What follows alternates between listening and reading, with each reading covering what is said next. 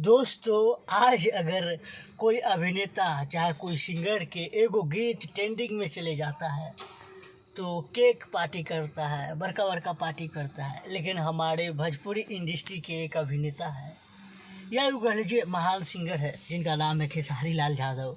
उनका गाना ट्रेंडिंग में हमेशा रहता है, चाहे वो भक्ति हो। लोग तो कहते थे कि पहले अश्लील गीत गाता था तो ट्रेंडिंग में रहता था, लेकिन अब देख लीजिए भक्ति भी तीन गो हिरौआ बम, फूल बेलपत्र, एगो और कोई गीत है, हालांकि भोजपुरी से हम कम नाता रखते हैं। एगो और गीत है वो भी ट्रेंडिंग में है। ज़रा सोचिए, कोई अभिनेता के एगो गीत जाता है ट्रेंडिंग में तो वो केक पार्टी करेगा, केक काटेगा, बड़का बड़का पार्टी करेगा।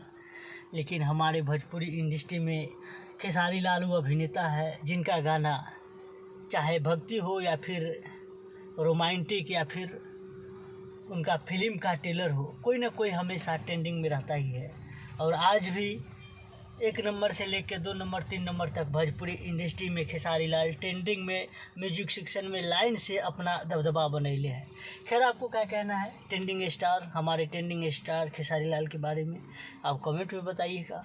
और आप खेसारी के फैंस हैं तो इस वीडियो को शेयर कीजिएगा और इस चैनल को फ्री में सब्सक्राइब कीजिए।